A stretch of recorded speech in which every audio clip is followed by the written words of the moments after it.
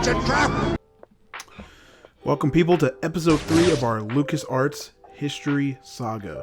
LucasArts continues to amaze us, so let's sit back and continue enjoying seeing games we may have seen or not seen as we grew up playing games.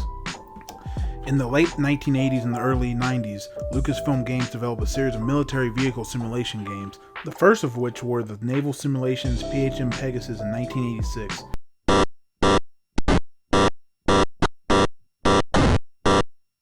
and Strike Fleet in 1987.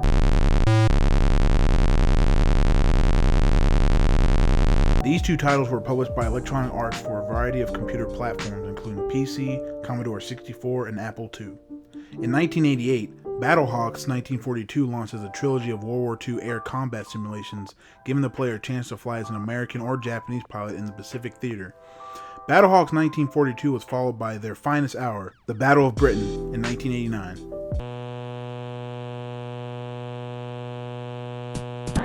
This recreated the battle between the Luftwaffe and RAF of Britain's air supremacy. The trilogy ended with Secret Weapons of the Luftwaffe in 1991, in which the player could choose to fly on either the American or German side.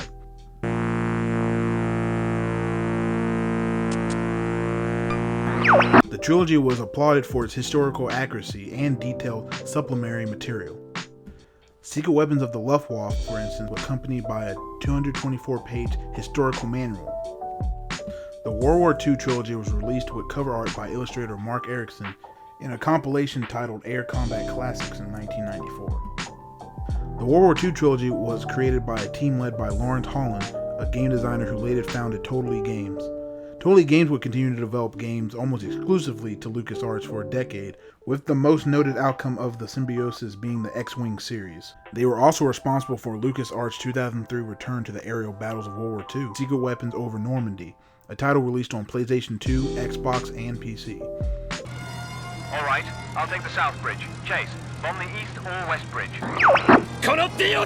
In 1996, LucasArts released Afterlife, a simulator in which players build their own heaven and hell, with several jokes and puns, such as a prison in hell called San Quentin Tarantino. Even though LucasArts had created games based on other Lucasfilm properties before, such as Labyrinth and Indiana Jones, they did not use the Star Wars license until the early 1990s.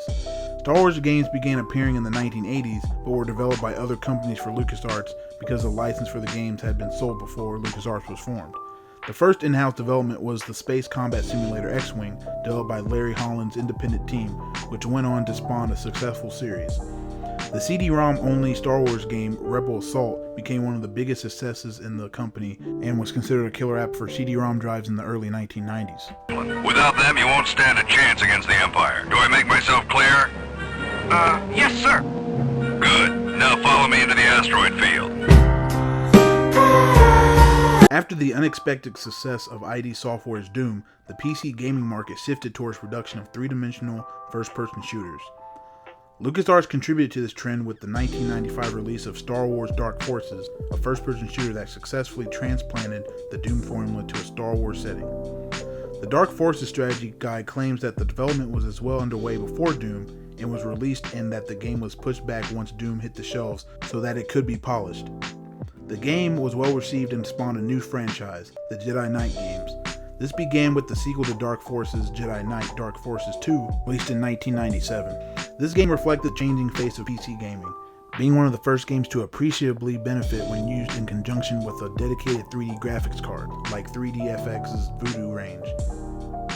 The game received an expansion pack, Mysteries of the Sith, in 1998, and a full sequel in 2002 with Star Wars Jedi Knight 2.